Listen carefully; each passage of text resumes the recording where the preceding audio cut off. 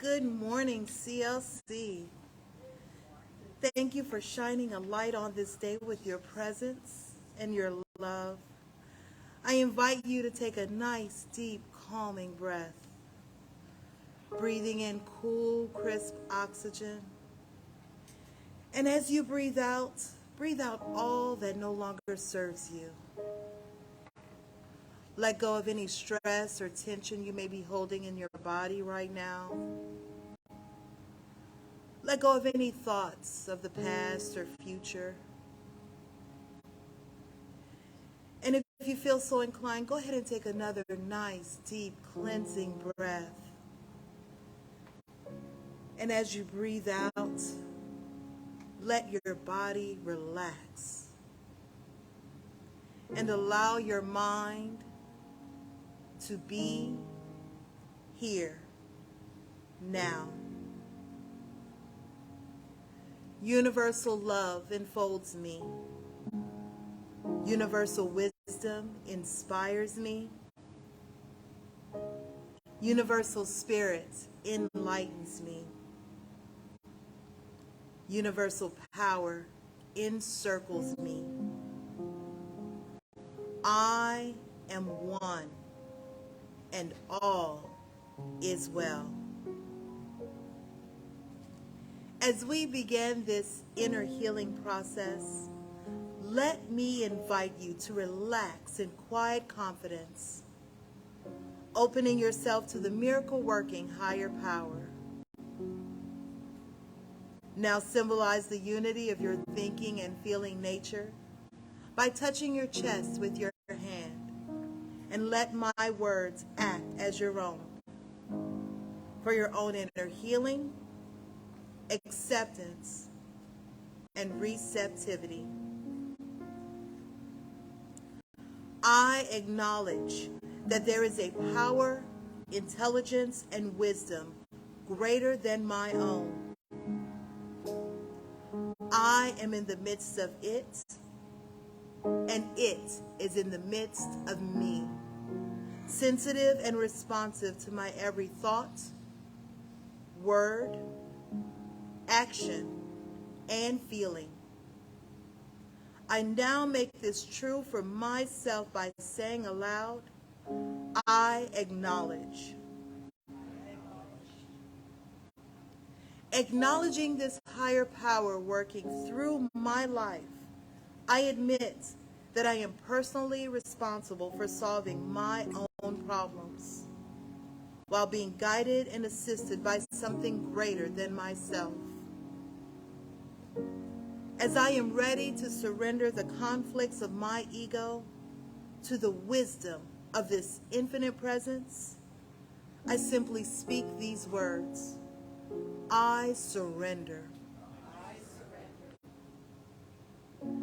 Knowing that forgiveness is the key to unconditional love and the feeling of heaven, I now unconditionally forgive anyone and everyone who has ever injured me in any way, real or imagined. And I now forgive myself for all of my mistaken judgments and their resulting actions. From my deepest level of understanding, I now say, I forgive. Realizing that I continually experience the effects of my own thinking, I now choose to allow this higher power to recreate me deeply, filling my mind with thoughts that are only positive, constructive, loving, and beautiful. I call upon this divine inflow by stating aloud, I choose. I now center upon that one special idea that I'm willing to accept as real for me in this coming week. Visualizing that idea as already acted upon and brought to pass. In seeing my idea become a fact of my experience, I enjoy the happiness and peace of my thought fulfilled and gratefully speak these words. I accept. Knowing that I have an everlasting place in the midst of the power that sustains all creation, as well as the support of all those around me, I allow myself to relax in the peace of fulfillment and gratitude and say, I release. Now, in my mind's eye, I envision the presence of someone near and dear to me. This can be a friend, a family member, a teacher or mentor, someone who has touched my life in deep and loving ways. Someone who may not be physically present in the room with me this morning. I turn toward that image in my mind's eye and say, I'm grateful for the good in your life. Now I open my eyes, turn to the world around me, and joyfully speak to anyone physically present in the room or virtually on this broadcast, and share in confidence and gratitude and saying, I'm grateful for the good in your lives. All is well. Good morning. I never understood why you're not supposed to say that when you're a public speaker. They tell you on Sundays, never say good morning, never start. I don't know. What else are you going to say? How you doing? How you doing? How you doing? Break the rules, yeah. I don't remember them telling me that. Maybe the reason. You don't remember telling you? Yeah. I don't, yeah. Of course, I do ignore a lot of the rules anyway. Well, was it Picasso who said, learn the rules so that you can break them? I believe so. Actually, an important thing in art. Yeah, it actually is, isn't it? Yeah. Otherwise, there'd be no new art. Yeah. Which fits today about change. This is a series on change that we're wrapping up today. And then we're going to head into one starting next month. Next month and April will be one series, 9 Sundays, on profound teachings by women in New Thought. New Thought, as we know it, and if you're new with us today in the room or online, this is a New Thought Center. It's a religious science center, and religious science is part of New Thought, along with Unity and Divine Science, a bunch of other groups. And none of this would exist but for the pioneering work of women in the 19th century when women had very little voice, especially in religious matters. So I think you're going to enjoy it, and I'm going to bring you some information from some women teachers that you've not heard of, I don't think, unless you've really done a deep dive. And I want to say how proud I am of our CSL organization because we just elected a new spiritual leader. It used to be called president, and they decided to soften the titles, but it's really, that's what this person does. But the spiritual leader of our organization for the 6th time is a woman. For the 6th time. So her name is Reverend Sunny Cantrell Smith, and so congratulations to her. Now, what I wanted to talk about today was this. I'm doing a second part of a history course next weekend, and so the several of you that are in that too are going to hear a few pieces today that you'll hear again next weekend. But a long time ago, what we know as Egypt was called Kemet, and I've shared about Kemet with you before, and others have here too. Kemet was what the people of Kemet called it themselves. Egypt is a Greek term, and when the Greeks occupied what became Egypt and North Africa, it became renamed. And they also, it is said, it is widely thought, took a great deal of the Kemetic philosophy with them and reshaped it into the classical Greek philosophy that we may be more familiar with. Well, in Kemet, there was a concept of the creation. Every civilization, certainly every religion, has a creation story.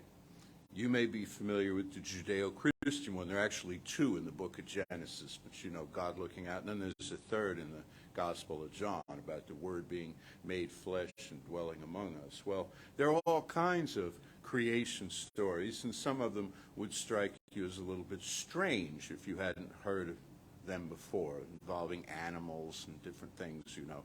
Well, the Kemetic creation myth, if you will. And a myth is not a falsehood, by the way. It's a body of work. It's a tale, you know, that conveys some kind of moral element. Well, the Kemetic idea of creation was that all of this was made by magic. All of this was made by magic. It was thought up and manifested in a magical sort of way. And the best part was that because of that, the initial magic that created everything is present within everything. To this day, to this minute, to their time. And if we accept this idea, this myth, as something that's appealing to us, we can say, well, it exists to our time. Now, that's new thought. The idea that everything is alive with spirit. The initial impulse of creation, or first cause, is forever causing, and it's creating for us right now. Now, that's exciting, you know, because it means things are changing, things are progressing, moving forward. But then we want to manage that change. As I talked about in the first week of this, because this followed a series on a type of prayer that we use that has a series of steps to it, the last of which is that you release the thing into a dynamic law that causes something to happen as a result. They said, well, when you do that, get ready for things to change. Or to put it in a way I heard it years ago, it says pray and then duck. Okay? Because you're calling for something, and it's coming toward you. And you think it's what you want, which is why you called for it. But is it? Because it's disruptive. And if you look at the series of changes that you go through in life, they're principally disruptive. You look forward to them, but they're disruptive. For instance, you're a little kid. You finish, I don't know, 3rd grade. You're looking forward to 4th grade. Why? Because you'll be a 4th grader, right? You'll be superior to those little squawking 3rd graders. You'll be a 4th grader. So summer turns to fall, and here comes 4th grade, and you file into the school, and now you're a 4th grader. And now they're handing you stuff to do. You don't know how to do it because you haven't learned it yet, right? You thought you knew arithmetic? Well, here's a new curveball thrown at you. Thought you knew history, right? And this continues through school. If you go to college, it continues through college. If you go to trade school, it continues through that. You go get a job. As soon as you get good at a job, you know what happens? You get a different job.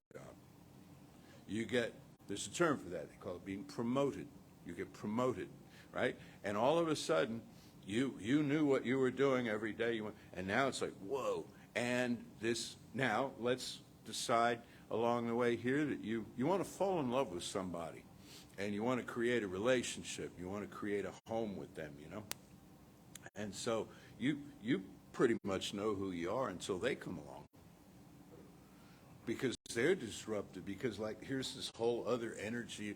And then maybe you'll have children. And then you get the picture. And it goes on and on. Meanwhile, your body's changing.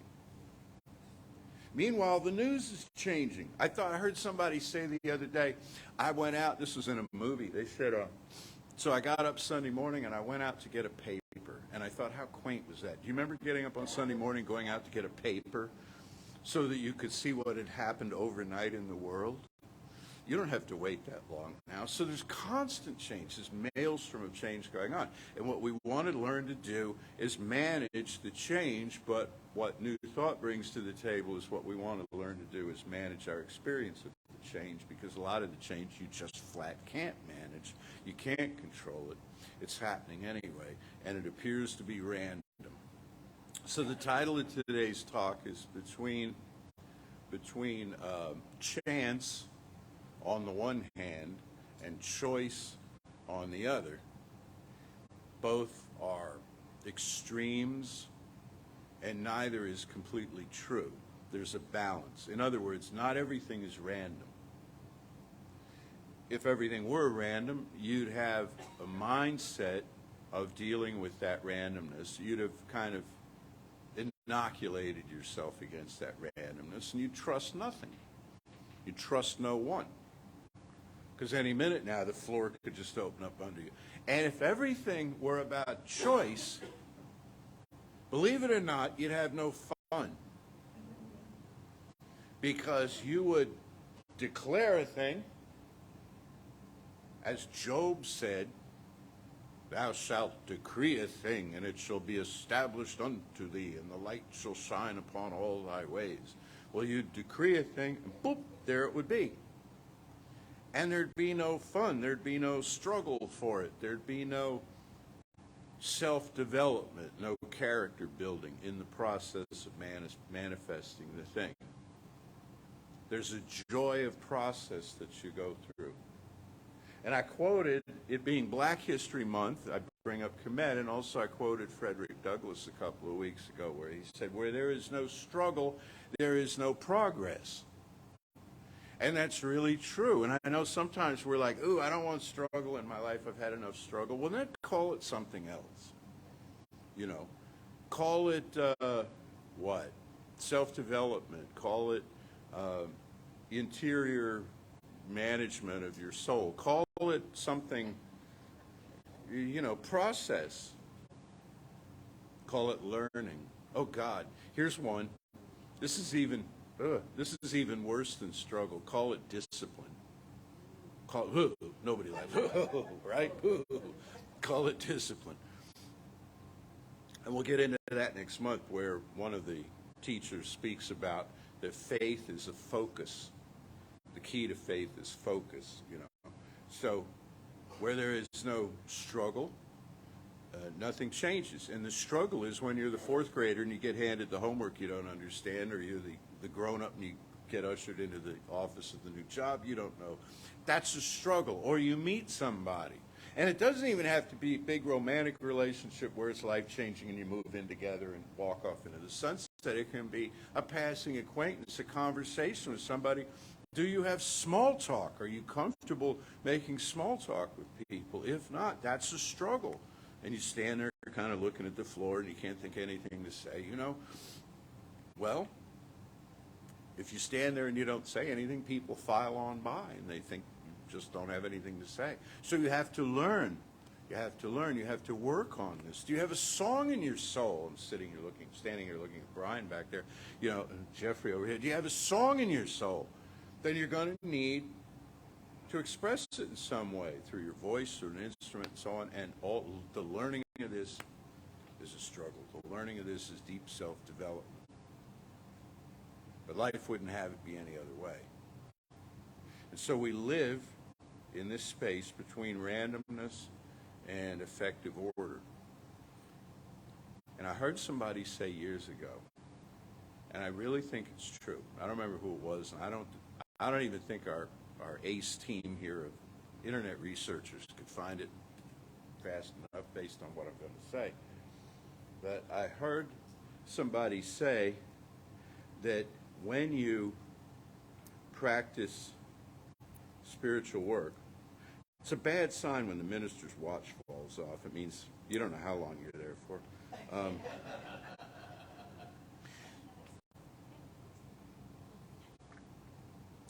That when you do spiritual work of a creative nature, you narrow the field of randomness.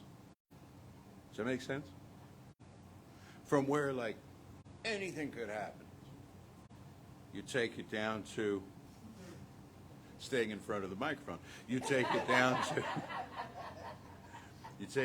to these are the acceptable parameters in which things can occur.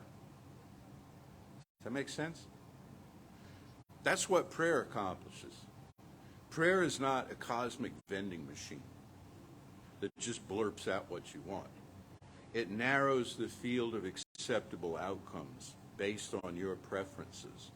Much as we've said before, like a search engine does. It has a certain algorithm to it. Meaning, if you go through life with a basically optimistic nature, you're basically kind of a blank slate in terms of you've let go of resentments and regrets, and you take people as you find them, and you take the world as you find it, and you decide it's a beautiful day out there, even if it, meteorologically isn't. If you have this, which today is, but, although there's green pollen already, which is weird in February, but, you take it how it is, and if you're knocked down, you get back up, and if you are depressed or distressed, you do something about it and talk to somebody and get some kind of help and so forth. If you do all of this kind of stuff, you're narrowing the parameters of life down to where the randomness field is salutary. It's enjoyable. And when you have a randomness field that's enjoyable, then life is fun. Because you're open to surprises, and when surprises come walking into your life, you're not like, oh God, what is this? This looks like trouble. Where is this going to lead? What does this person want from me? No, instead it's like, hey, how exciting. Something new, someplace new. Now, I know this is real basic material here, but it's critical in spiritual work because people feel betrayed sometimes when they do treatment work, when they do affirmative prayer, and the whole scene changes. They're like, where is the life that late I led, Well, you had a new vision and you handed it off to spiritual law and it brought you this. And if you don't want it, well, then it'll recede. And so you'll never get the old way back exactly the way it was. That's why they say you can't go home again. But you'll have a vestige of it, and you do this often enough, and you kind of give up on your dream. But your dream is big, and your dream is scary. Our dreams are always scary. What life is calling you to do is terrifying, and terror is part of the journey. Or as is said in some other schools, this is part of the process is wanting out of the process. Part of the process is wanting. So if you just enfold that as part of the process, I want out of the process. Great. Doesn't mean I'm getting out of the process, but I want out of it. Okay. Just acknowledge that. Acknowledging discomfort and acknowledging the feelings and so on. So in thinking about history, in this course I got coming up, I was reading a passage by a famous historian who said that history is a river. History is a river that runs through the world, and in that river there's blood. In that river there's sweat. In that river there's tears. All the wars and all the catastrophes and plagues and awful acts of what they call acts of God, the earthquakes and everything else is dumped all over the detritus into that river. And this is what history typically focuses on, is all the contents of this. But he said, wait, that river has banks. And on those banks there live people, ordinary people like you and me. And those people build homes, raise families, hold jobs, and create art. And that is as much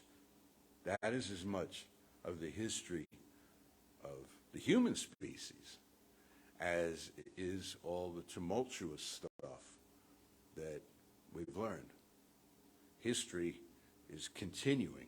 This moment right now is history. When we started this service 20 however long minutes ago, okay, that's history now. It's not the Roman Empire, but it's history now. It's in the past. And with each word that's spoken, and each gesture, and each moment, and then we'll finish here in a little bit, and then go have lunch, do whatever, get on with your day, get on with your week, everything recedes into the past. But it forms patterns, you see. It forms patterns, and those patterns are magical, and the interpretation of those patterns is the act of high magic that we practice in New Thought. It's not weird or otherworldly. It's except when it is, but it's really very pragmatic to realize, okay, if you believe, let's say, in a higher power, you probably believe in a higher power if you're sitting in the room today. If you're watching this, you could be watching anything or doing anything, but you probably believe in a higher power. Well, what's the nature of that higher power? Well, everybody has their own idea about that. But does it know you, this higher power? Does it matter to you? Does it interact with you? Or is it just some vague abstraction that lives off in the Crab Nebula? You know, well, if you have any kind of sense of a personal relationship with or to or in this higher power, that's magic. And that's what you count on. When you run out of road, when you run out of everyday knowledge. So in Kemet, in ancient Kemet, they had a concept of the self, okay?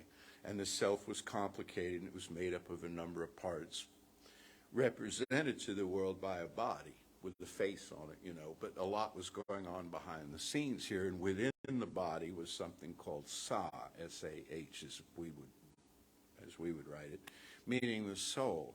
And that soul, that Sa, that soul, was part of the universal soul, particularized in form as each individual. So it wasn't sucked into that individuality to the point where it was removed from its universality, but at the same time it didn't stay aloof in its universality, where it didn't also show up in its individuality. Does that make sense?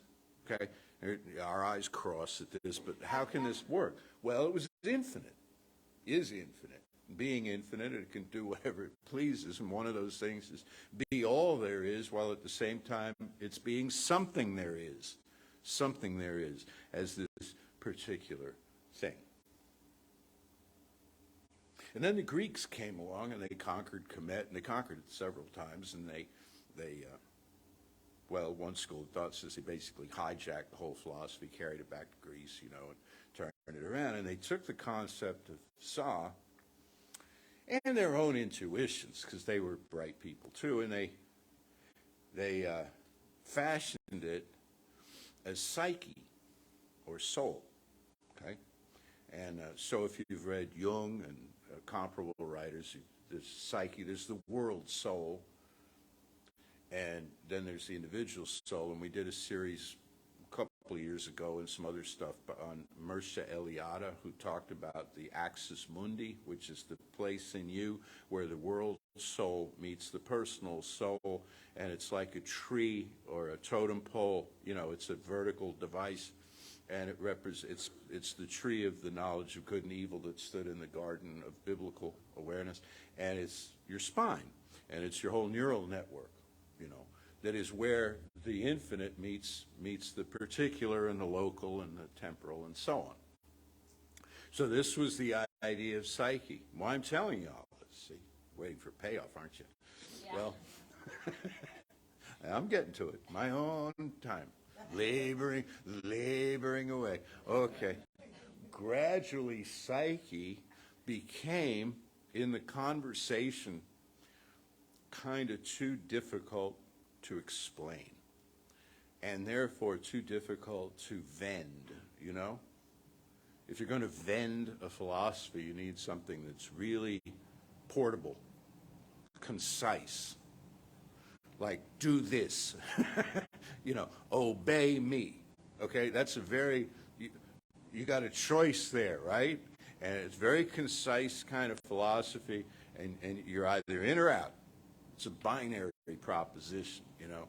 But when you have a nuanced philosophy, it's very difficult to communicate. So gradually what happened is that the psyche of the Greek philosophy became pneuma, or mind, from soul to mind. Now that may not seem like a huge leap, you know, but mind began then to constrict into one aspect of mind, the practice of logic. So magic gradually, this is over millennia, gave way to logic. Well, there's a balance that's called for. And what New Thought is a reaction about is that lack of balance as shown in today's world and in the world of 200 years ago when modern New Thought arose, where It's all about logic. And here's the thing. Logic will never grant you the spiritual solace that you seek. It'll walk you up to the door of it, maybe. It'll help you find the address. You know? Like, you found this place. And we hide it behind another building. You know? So we want to make it, we don't want to make it too easy for people to find us. Because, you know, there has to be a little struggle for there to be a payoff. So we put it behind this. But I mean, logic had you, GPS or whatever, had you find this place. But the experience is spiritual. Logic will tell you, we have a wonderful bookstore over here. Logic might tell you, say, I think I'll buy a book on this. I like what this guy had to say, or I didn't understand a word of it. Maybe this book will help or something, you know. So we have a great bookstore. Logic will go in, and logically you'll buy the book. Somebody will say, well, that's going to cost you so much money, and you'll hand over the money, and they'll hand you a book, and it'll be just like any other day. It'll be like McDonald's, you know, as far as just the transactive nature of what went on. But what you feel about the contents of that book, or what you feel about the experience of prayer, what you feel about the presence of magic in your life, or this higher power that you have a relationship with, that is not logical. Love is not logical. Affinity of any kind. Art is not logical. Music is not logical. They'll tell you it is. Well, it's mathematics. No, it isn't. The transcription of it is. The orderly process of it is, but not the experience of it. The experience of it is sheer exuberance. And so, what I want to encourage all of us to do as we move through this experience of change in our lives, change in the world, as we move from Black History Month to Women's History Month, but I've got to tell you, Black History Month does not end. Does not end in this place. Neither will Women's History Month end, because we are one family. We are one human family, and some of our stories, here's the thing, frankly, and I say this, I just have to say it and put it out there. People who look like me have been the storytellers that have been given the microphone for a very long time, to the exclusion of others, and that's not right. Now, I realize the apparent hypocrisy of my saying this while standing at a microphone, being me, and that I can explain to you how that happens, but I'm not the only one who gets up here and says stuff. It's just part of my commitment to do this, you know. But we're all one history. We're all one life.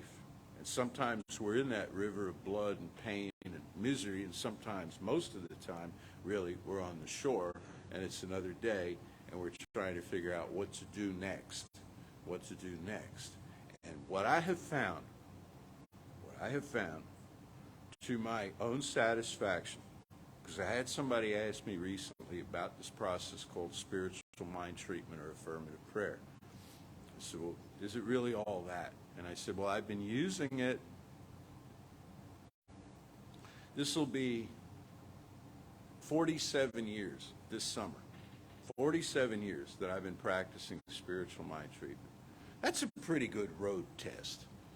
If something's going to crap out on you before, you know, it's like, but no, 47 years I've been doing this, and I am satisfied with the results. I am satisfied with the results. What I have discovered, and what I know many of you have, and if you haven't, I encourage you to just live in that possibility, is that the primal magic that created everything is still here, and it's got your name on it. It's got something specifically for you. It knows you as itself. It knows you as you, and it knows you as the experience that it's having in this world by means of you. So that it, this one, this universality, is not subject to the same self-imposed limitations you might have. Where you say, well, I'm not very good at this, or I'm not too smart, or I'm not too pretty, or I'm not, whatever the story you tell yourself about how your life is, this one doesn't buy into that. It can't. It would have to stop being all there is for a minute, and if it did that, it would just go away, and it would never have been, really. The whole thing would be a mirage. And how I know it's not a mirage is it won't leave me alone. You know, I feel it everywhere. Every time I get all balled up and logical and just think, then I hear a bird sing. And there's nothing like a songbird. We were talking about this the other night in a meeting. There's nothing like a song. I don't care what record of anything you put on, what music, as beautiful as music is, a songbird just so way beyond it, you know? So I feel it in the world. And I know you do too. Because you've come to a place today that validates that. And there it is. So next week, some interesting material for you from some, I don't want to call them obscure, but writers and teachers that didn't make the bestseller list. Let's put it that way, you know.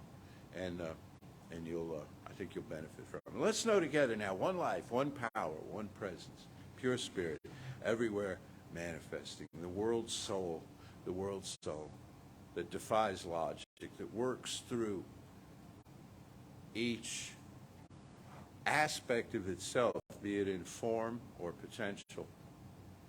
And I affirm and know right now that all beings, particularly those tuned into this message in this room, in this form today, all beings feel that presence of primal magic as being accessible. Every common bush aflame with God, and those who see take off their shoes. And now we see. We acknowledge it and we give into it, and it means no loss of authority within ourselves. It's not an intoxicant. It's not an impairment. It's a sharpening, a refining. It is a glorious thing to know that there is one life. That life is pure spirit, and that life is all of life there is, including the life you and I are having right now, just as it is, and certainly as it will become. For this knowing, and the way that it translates itself into form, I am so deeply grateful. I release this word now into that universal psyche, that spiritual law that always says, yes, come unto me, yes. And so it is. Thanks. Welcome back. We love to see your smiling faces, feel your love, your energy. Thank you for your presence. Thank you for your warmth. Thank you for your monetary donations. Everything that you give to this center, we try to use in the best possible way and honor you, because we know it is a gift. So thank you for that. I invite you now to say with me, divine love, through me, blesses and multiplies all the good I am and have, all the good I give and receive. I am prosperous now, and so it is. So apparently a lot of people say quotes about knowing the rules, including me. But Picasso did say, learn the rules like a pro so that you can break them like an artist. I did find that one. And then the Dalai Lama also said, learn all of the rules well so that you can break them effectively. I was like, all right then. And I'm a big believer in knowing all the rules, because then you know which rules you have to follow, which rules you can bend, and which rules you can either break or just simply ignore. So, but yeah. And then if you start digging around, there's a whole lot of people who've said, there's somebody named Alexander McQueen who said, learn all the rules so that you can break them. Like, I'm here to demolish them. And I was like, all right then. That's energy. All right. Now I actually have to do the practitioner work. Oh no. I was sitting there thinking, you notice that the trees are starting to leaf out? Okay. And you know that pine trees are evergreens. They never lose all of their leaves. Did you know that the live oaks also don't actually drop their leaves all at once? They're never naked. What they do is, in the springtime, the new leaves actually push the old leaves off. So it's like in the fall we get this fantastic demonstration of letting go. And in the spring we get this fantastic demonstration of you're not serving me anymore. It's time to go. So with that in mind, because spring's a few weeks away, we know where we live. I know that there is one life, one power, one presence, one love. And each and every one of us are channels for that. We live that life, we channel that power, that presence, that love into the material reality. And so I'm knowing today, as we make our way out into the world, that we are looking at what is no longer serving us and pushing it out to make room for what is springing in. What we are getting ready to plant. And we carry that energy out into the world so that the world can look around and go, this is no longer serving us. Let us make something new. Let us make something anew. That is the power of love. That is the power of gratitude. That is practicing the presence. And that is what we get to do. And I know this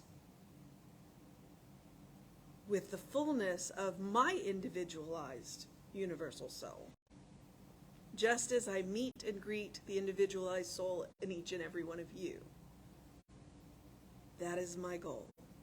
To look in your eyes and see God looking back at me. Spirit looking back at me. And I'm grateful for a teaching that teaches me I am at choice. Always at choice.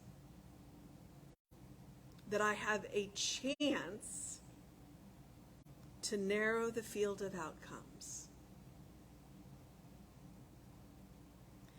And I am grateful for this community. I am grateful for each and every one of you. I am grateful for the ministers. I am grateful for the practitioners. I am grateful for this technology. I am grateful for the musicians. I am grateful. Because grateful is just another word for love. And I relax, release, and know that it is so. And so it is.